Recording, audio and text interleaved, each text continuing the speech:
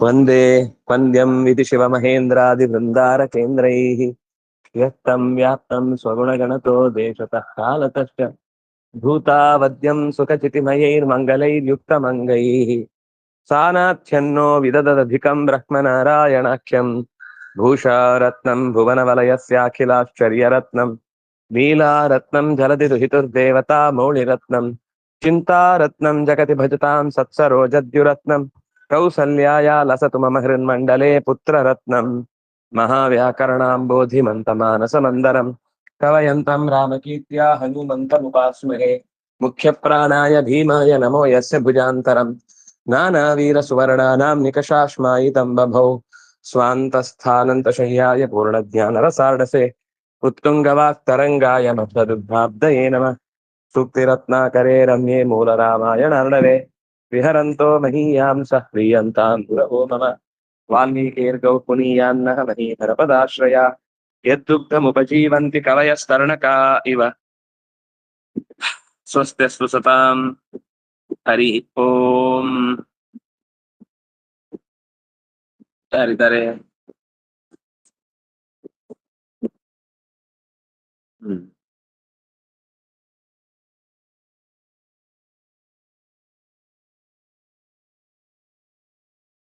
ರಾಘವ್ ಅವ್ರು ಹೇಳ್ತೀರಾ?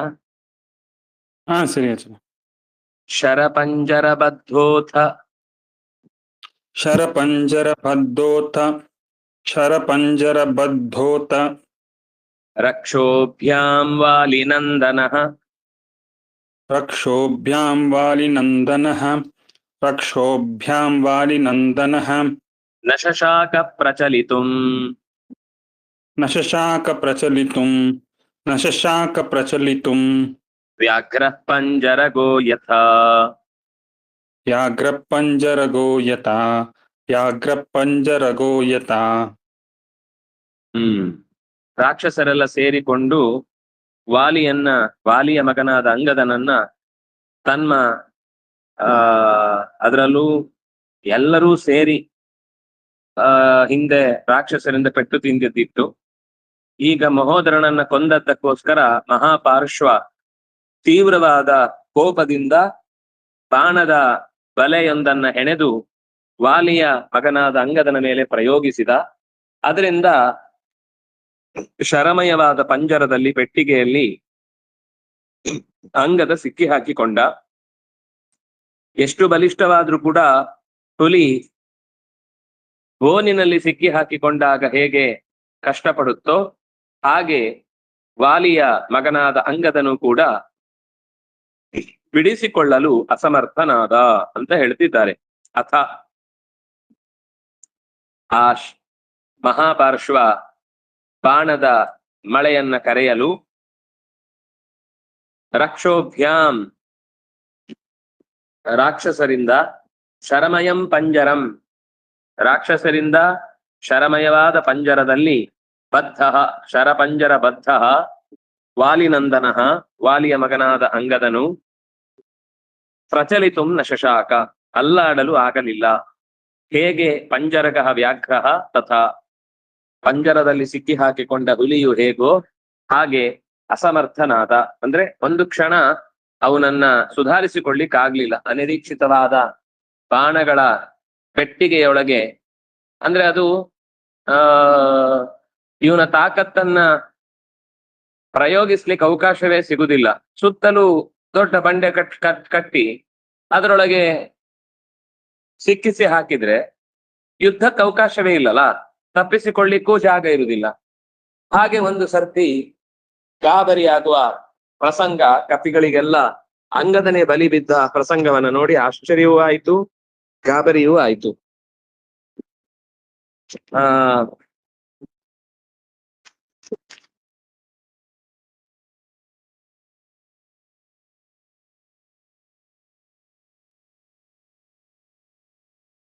ಶರಪಂಜರ ಬದ್ಧ ಶರಾಣಾಂ ಪಂಜರಃ ಶರಪಂಜರೇಣ ಬದ್ಧ. ಪ್ರತ್ಯಯಾಂತ ಶಬ್ದ ಪುಲ್ಲಿಂಗ ಪ್ರಥಮ ಏಕ ಅಥ ಅವ್ಯಯ ರಕ್ಷೋಭ್ಯಾಂ ರಕ್ಷೋಭಿಃ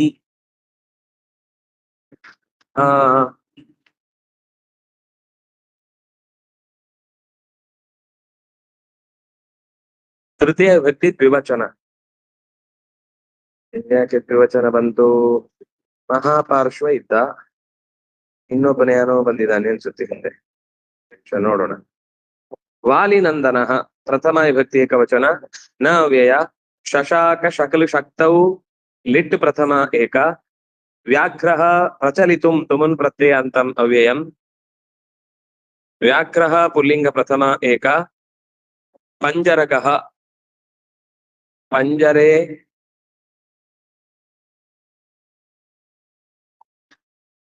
ಗತಃ ಪಂಜರೆ ಗತಃ ಪಂಜರಕಃ. ಗಚ್ಚತೀತಿ ಕಃ ಪಂಜರೆ ಕಃ ಪಂಜರಕಃ. ಪುಲ್ಲಿಂಗ ಪ್ರಥಮ ಏಕ. ಯಥಾ ಅವ್ಯಯ.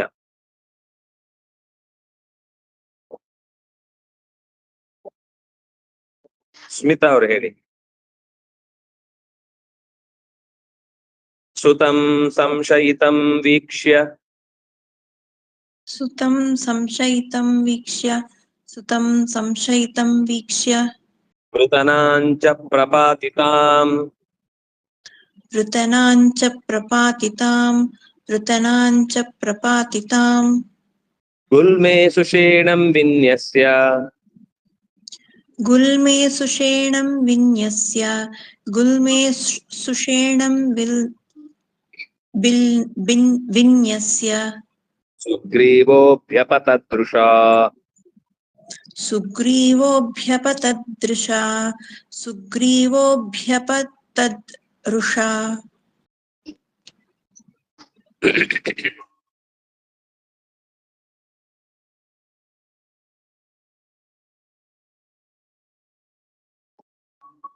ಸುತಂ ಅಂದ್ರೆ ಆ ಶಬ್ದವನ್ನು ಬಳಸಿದ ಹಿನ್ನೆಲೆ ಏನು ಅಂದ್ರೆ, ಅಂಗದನನ್ನ ಸುಗ್ರೀವ ತನ್ನ ಮಗ ಅನ್ನುವ ಹಾಗೆ ನೋಡ್ತಾ ಇದ್ದ. ಯಾಕೆಂದ್ರೆ ವಾಲಿ ಅವನ ಕೈಗೆ ಒಪ್ಪಿಸುವಾಗ ಇವನನ್ನ ನಿನಗೆ ಕೊಡ್ತಾ ಇದ್ದೇನೆ, ಇವನು ನಿನಗೆ ಸಂಬಂಧಪಟ್ಟವನು, ನಿನ್ನ ಮಗ ಅಂತ ಹೇಳಿ ಕೊಟ್ಟಿದ್ದ. ಅದನ್ನ ಸುಗ್ರೀವ ಹಾಗೆ ಪಾಲಿಸ್ತಾ ಇದ್ದ ಕೂಡ. ಆದ್ರೆ ಮಧ್ಯದಲ್ಲಿ ಒಂದು ಸಣ್ಣ ಜಗಳ ಅಥವಾ ಗಲಾಟೆ ಒಳಗೊಳಗೆ ನಡೆದಾಗ ಬೇರೆಯವರೆಲ್ಲ ಅವನನ್ನು ಎತ್ತಿ ಕಟ್ಟಿದ್ರು. ಸುಗ್ರೀವ ನಿನ್ನನ್ನು ಕೊಲ್ಲಿಕ್ಕೇನೆ ಈ ನಿಯಮವನ್ನ ಹಾಕಿ ಸುಗ್ರೀವಾಜ್ಞೆಯ ಮೂಲಕ ನಿನ್ನನ್ನ ಶತ್ರುಶೇಷವನ್ನ ವಿನಾಶ ಮಾಡುವುದಕ್ಕೋಸ್ಕರ ಪ್ರಯತ್ನ ಪಡ್ತಾ ಇದ್ದಾನೆ ಅಂತ ತಾರ ಮೊದಲಾದವರು ಹೇಳಿದ್ರು. ಆದ್ರೆ ಅದು ಹಾಗಲ್ಲ ಅನ್ನೋದನ್ನ ರಾಮಾಯಣವೂ ಹೇಳುತ್ತೆ. ಇಲ್ಲಿ ನಾರಾಯಣ ಪಂಡಿತರು ಅದನ್ನ ಬಹಳ ಚೆನ್ನಾಗಿ ಆ ಪದವನ್ನ ಬಳಸಿ, ಸುತಂ ಸಂಶಯಿತಂ ವೀಕ್ಷ್ಯ, ಪ್ರಾಣಕ್ಕೆ ಅಪಾಯಕಾರಿಯಾಗುವ ರೀತಿಯಲ್ಲಿ ಪೆಟ್ಟು ತಿಂದು ಬಿದ್ದಿರುವ ಅಂಗದನನ್ನು ವೀಕ್ಷ್ಯ ನೋಡಿ, ಮತ್ತು ಪೃತನಾಂ, ಪೃತನ ಅಂದ್ರೆ ಸೇನೆ, ಪ್ರಪಾತಿತಾಂ ಚೆನ್ನಾಗಿ ಪೆಟ್ಟು ತಿಂದು ಓಡಿ ಹೋದ ಬಿದ್ದು ಹೋದ ಕಪಿಗಳ ಸೇನೆಯನ್ನ ಕಂಡು, ಸುಷೇಣಂ ಗುಲ್ಮೇ ವಿನ್ಯಸ್ಯ. ಗುಲ್ಮ ಅಂತಂದ್ರೆ ಈ ಸೇನಾಮುಖ ಅನ್ನುವ ಸೇನೆಯ ಭಾಗದ 3 ಪಟ್ಟು. ಅದು ಒಂದು ವಿಶಿಷ್ಟವಾದ ಸಂಖ್ಯೆಯಲ್ಲಿ ಸೇರಿಕೊಂಡ ಅಕ್ಷೋಹಿಣಿ ಸೈನ್ಯಕ್ಕಿಂತ ಕೆಳಗಿನ ಅಕ್ಷೋಹಿಣಿ ಸೈನ್ಯದ ಅನೀಕಿನಿ, ಅದಕ್ಕಿಂತ ಹಿಂದೆ ಗುಲ್ಮ. ಆ ಗುಲ್ಮ ಸಂಖ್ಯೆಯ ಸೈನ್ಯವನ್ನ ಸುಷೇಣನಲ್ಲಿ ನಿಯಮಿಸಿ, ಸುಷೇಣಂ ವಿನ್ಯಸ್ಯ, ಸುಷೇಣನನ್ನ ಅದಕ್ಕೆ ಜೋಡಿಸಿ, ಅದು ಏನು ಅಂತ ನಾವು ಹಿಂದೆ ಒಮ್ಮೆ ನೋಡಿದ್ವಿ. ಒಂದು ರಥ, ಆನೆ ಒಂದು, 5 ಮನುಷ್ಯರು,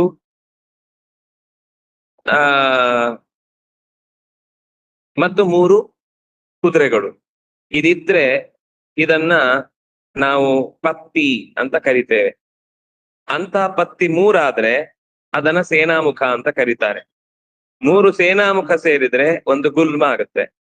ಅಂದ್ರೆ ಒಂದು ರಥ, ಒಂದು ಕುದುರೆ, ಒಂದು ರಥ, ಒಂದು ಆನೆ, 3 ಕುದುರೆ, 5 ಜನ ಸೇನಾನಿಗಳು.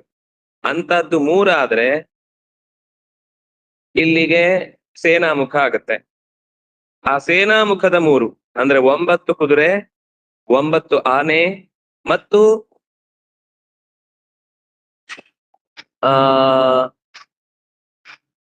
3 3 9 9 27 ಕುದುರೆಗಳು ಮತ್ತು 60 ಪದಾತಿಗಳು. ಇಷ್ಟು ಜನ ಸೇರಿದ್ರೆ ಇದನ್ನ ಗುಲ್ಮ ಅಂತ ಕರೀತಾರೆ. ಅಂದ್ರೆ 9 ಆನೆ, 9 ರಥ, 15 ಕುದುರೆ, ಆಮೇಲೆ 60 ಪದಾತಿಗಳು. ಇದಿಷ್ಟು ಜನ ಸೇರಿದ್ರೆ ಒಂದು ಗುಲ್ಮ ಅಂತ ಆಗುತ್ತೆ. ಈ ಗುಲ್ಮವನ್ನ ಜೋಡಿಸಿ ಸುಷೇಣನನ್ನ ಅದಕ್ಕೆ ಸೇರಿಸಿ ಸುಗ್ರೀವ ತಕ್ಷಣವೇ ಆ ಮಹಾಪಾರ್ಶ್ವ ಅನ್ನುವ ರಾಕ್ಷಸನ ಕಡೆಗೆ ಸಿಕ್ಕಿ ಹಾಕಿಕೊಂಡ ಅಂಗದನನ್ನು ಬಿಡಿಸುವುದಕ್ಕೋಸ್ಕರ ನುಗ್ಗಿದ ಅಂತ ಹೇಳ್ತಾ ಇದ್ದಾರೆ. ಅಭ್ಯಪತತ್ ಋಷಾ ಅಭ್ಯಪತತ್, ಕೋಪದಿಂದ ನುಗ್ಗಿದ.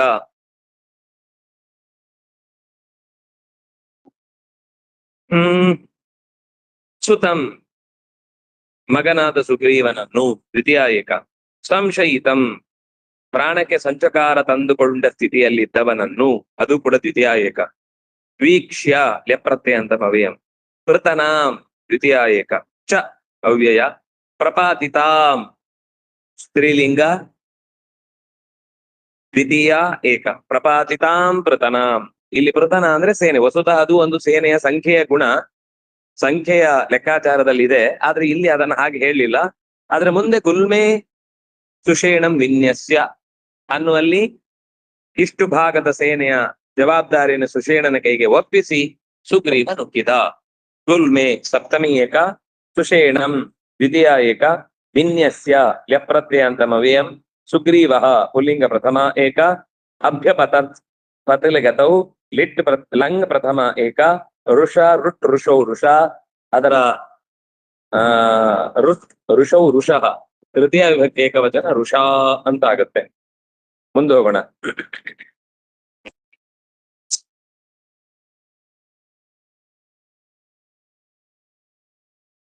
ಕೃಷ್ಣ ಅವರು ಹೇಳಿ.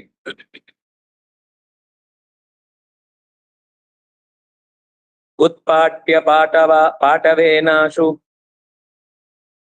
उत्पाट पाटवेनाशु, उत्पाट पाटवेनाशु, ಗಿರಿಂ ಹರಿಗಣೇಶ್ವರ, गिरिं हरिगणेश्वरः, गिरिं हरिगणेश्वरः, ತರಸಾ ಪಾತಯಾಮಾಸ, तरसा पातयामास, तरसा पातयामास, ತಯೋ ರಾವಣ ಮಂತ್ರಿಣೋ,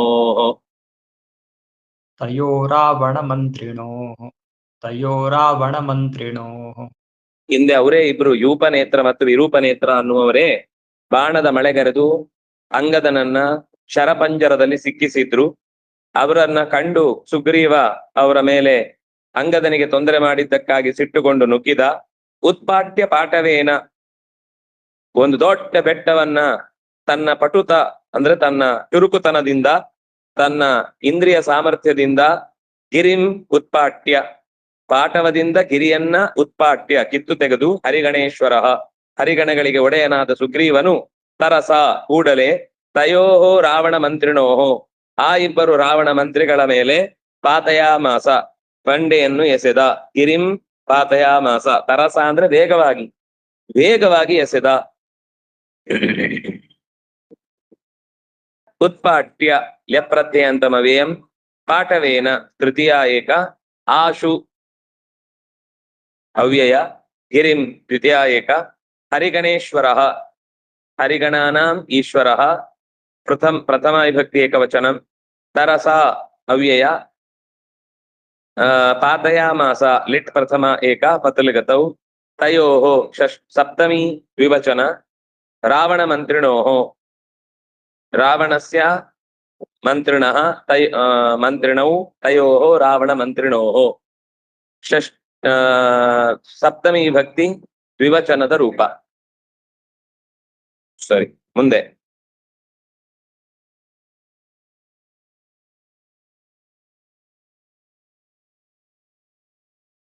ಮೇಘ ಅವರು ಹೇಳಿ.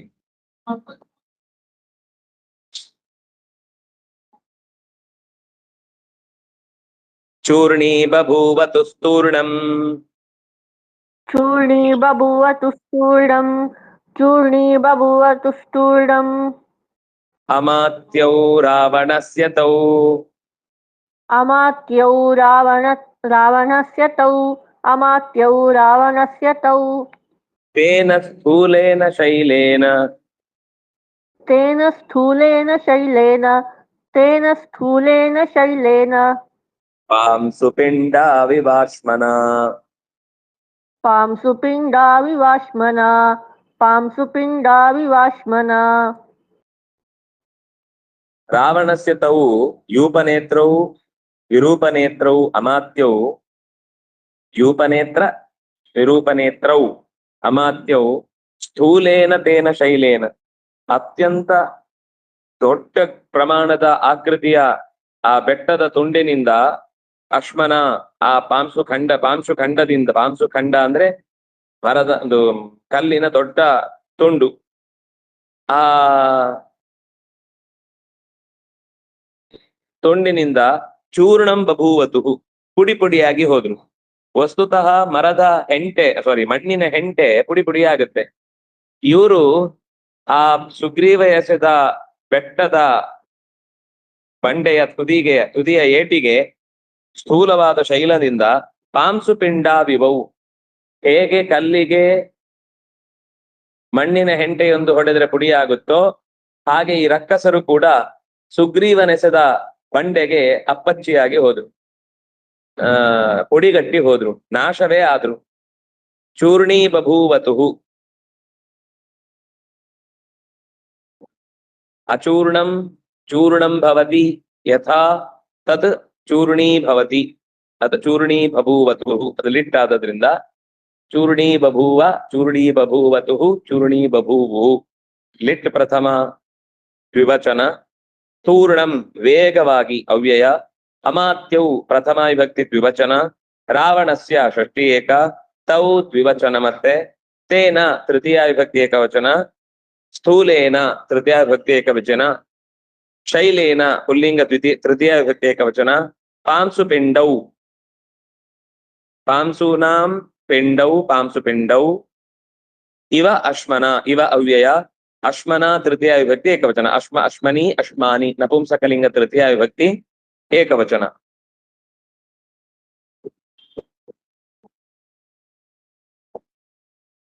ಭೂಷಣ್ ಅವ್ರು ಹೇಳಿ. ಮಂತ್ರಿಣಾಂ ಮರಣಂ ವೀಕ್ಷ್ಯ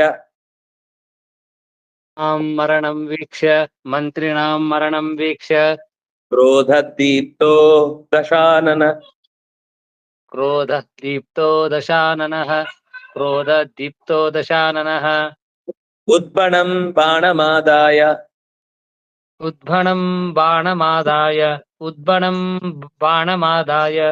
ಕಾರ್ಮುಕೇಣಾಶು ಸಂದಧೆ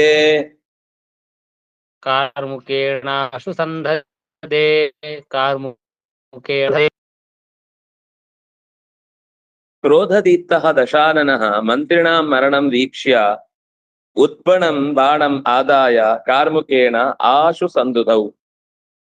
ದಶಾನನಃ ರಾವಣನು ಕ್ರೋಧದೀಪ್ತಃ ಕೋಪದಿಂದ ತಗದಗನೆ ಉರಿಯುವ ಸ್ಥಿತಿಯವನಾಗಿ ಮಂತ್ರಿಣಾಂ ಮರಣಂ ವೀಕ್ಷ್ಯ ಮಂತ್ರಿಗಳ ಸಾವನ್ನು ಕಣ್ಣಾರೆ ಕಂಡು ಉತ್ಪಣಂ ಕ್ರೂರವಾದ ಘಾಸಿಗೊಳಿಸುವ ನೋಯಿಸುವ ಬಾಣಂ ಬಾಣವನ್ನು ಆದಾಯ ಸ್ವೀಕರಿಸಿ ಕಾರ್ಮುಕೇಣ ಬಾಣದಿಂದ ಆಶು ಕೂಡಲೇ ಸಂದಧೆ ಆ ಒಂದು ತೀವ್ರವಾದ ಬಾಣವನ್ನು ಧನುಸ್ಸಿನಿಂದ ಎದೆಯೇರಿಸಿದ.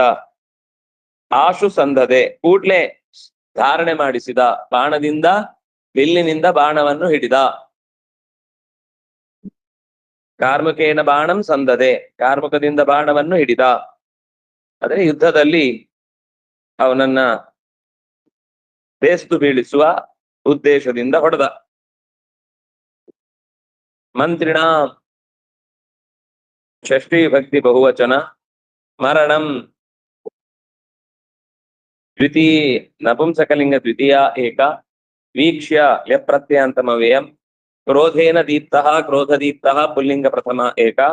ದಶಾನನಃ ಪುಲ್ಲಿಂಗ ಪ್ರಥಮ ಏಕ. ಉದ್ಬಣಂ ಬಾಣಂ ಕ್ರೂರವಾದ ಬಾಣವನ್ನು. ನಪುಂಸಕಲಿಂಗ ದ್ವಿತೀಯ ಏಕ.